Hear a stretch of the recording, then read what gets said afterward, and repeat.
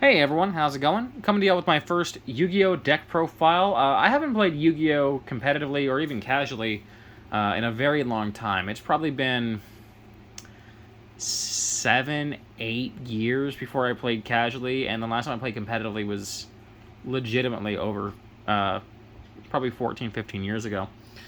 So I haven't been really in the Yu-Gi-Oh scene in a very long time, but I recently have kind of come back to it in the form of GOAT format, which was brought to my attention by my best friend, who very much was a Yu-Gi-Oh player competitively not too long ago, around when Thunder Dragons were still a top tier deck, and he mentioned GOAT format to me, which was basically just Yu-Gi-Oh from my childhood, but the competitive side of it, and I loved the idea of it. I began doing a little bit of research into it, and one of the things me and my group of friends, most of us who played Yu-Gi-Oh when we were kids, all agreed on, and even my friend who was a competitive player, all kind of agreed on, was that we didn't personally like how Blackluster Soldier kind of infiltrated every deck in the format almost, and so we all just kind of made this very casual agreement just not to play Chaos. No Blackluster Soldier and no Chaos Sorks in any of our decks.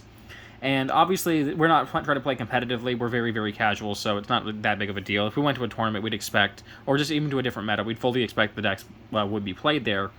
But for us, we wanted to go with something a little bit more laid back because we feel without those cards, you can possibly open up a wider variety of decks into viability. So the first one I built is Dark Magicians, and I did this with almost no prior research into GOAT format.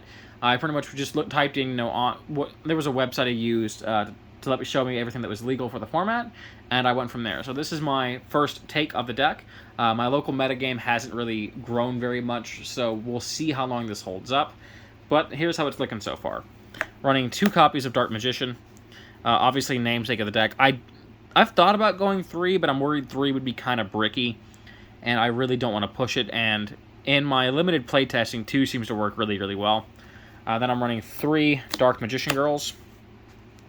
Kind of the real key opener of the deck. I really want to try to play this turn 1. I've toyed around with both Soul Exchange and Cost Down, and found that Cost Down's discard was a little bit rough, so I ended up going with Soul Exchange in this deck, which you'll see later. It's my primary way to turn 1 Dark Magician Girl, and what I really want to see is like Soul Exchange, Dark Magician Girl, Sage of Stone, Dark Magic Attack. Like that's the best opening hand I can really ask for, because it's 2 monsters, plus I can wipe out my opponent's back row. For the 5th card and the card I draw for turn, they could be literally anything, but I guess if I wanted to go like super god hand, I'd draw like a Mirror Force and another Sage of Stone or something. For the boss monsters, I'm running Dark Magician of Chaos and Sorcerer of Dark Magic. Dark Magician of Chaos simply because I still had a copy laying around from many years ago, and it's a very good card, getting me back a spell card when it comes into play and banishing things it destroys. And Sorcerer of Dark Magic because I've always wanted to play this card in a deck somewhere, and this seemed like the best excuse. It's a pretty decent boss monster. It gets over Blue Eyes White Dragon. It gets over most threats in the format. And being impervious, or making it to where my opponents can't activate trap cards, is honestly kind of fantastic. It's kind of like a Jinzo, just one that requires a very heavy summoning cost. Then we have 3 skill Dark Magician. One of the other ways I can get out Dark Magician, not as quickly as Dark Magician Girl with Sage of Stone, but at 1900 attack points, it does attack over a lot of monsters in the format. It's a very good early summon, and it's not too hard to get those spell counters. 1 Breaker fits in the deck perfectly, and it's just an amazing card. Don't really need to explain that too much, I imagine. 2 Apprentice Magician. These are great because these can not only put spell counters back on Breaker or skill Dark Magician, but I can use them to find and set either Magician of Faith, which I use to get back valuable spell cards, or Old Vindictive Magicians, which are great for clearing off opponent's monsters. So, that's it for the monster cards. For the spell cards, I'm running 2 Soul Exchange. I've tried 3, and 3 was just a little bit too bricky, so 2 is where I like to be at right now.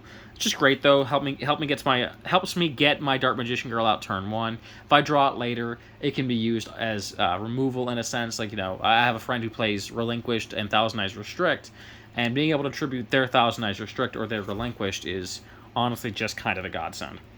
Then I'm running 3 Sage of Stone because I really want to be able to get Dark Magician out ASAP with Dark Magician Girl. 3 is a little heavy sometimes, but I've tried going to the 2 and I just didn't draw into it enough, so I want to stick at 3.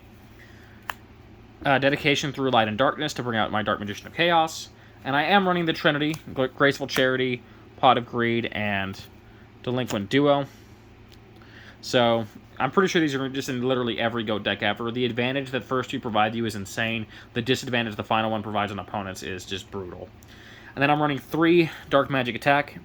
Harpy's Feather Duster is not legal in this format, but this version is. So that's what I'm running. And then, of course, 1 MST, to no one's surprise. 1 Diffusion Wave Motion as a way to deal with large fields of monsters, as well as to deal with goats. Lightning Vortex, because Raigeki isn't legal here. Snatch Steal, because it's just a great card, and the same with Premature Burial. For the traps, I'm running Torrential Tribute, just a great way of dealing with opponents' monsters when they're summoning, and I'm running 1 Bottomless Trap Hole. Bottomless was always a card I ran a lot of back in the day, alongside Compulsory Evacuation Device. So I'm wanting to try it in GOAT. I imagine it's not going to be as good here because one of the biggest threats is Relinquished or Thousand Eyes, and this can't hit them, but I want to give it a shot. 1 Mirror Force, fantastic, just blow up everything your opponent's attacking with. Ring of Destruction, target a thing and destroy it. Solemn Judgment, and finally, Call of the Haunted. I don't have a side deck built for this yet because I don't really have a consistent metagame yet to build a side deck around, but maybe in a future video I will show what the side deck does look like. But this has been my Dark Magician's deck for GOAT format. Hopefully you guys enjoyed this, and leave some comments on it. Keep in mind, again, very casual meta, no chaos here. But if you can think of some ways I could possibly improve the deck, I would love to hear feedback. It's my very first attempt with, again, very little research, so I hope that it's, I hope it comes off as somewhat decent. It's definitely a ton of fun to play. So, hope you guys enjoyed, and I'll see you next time. Peace, and take care.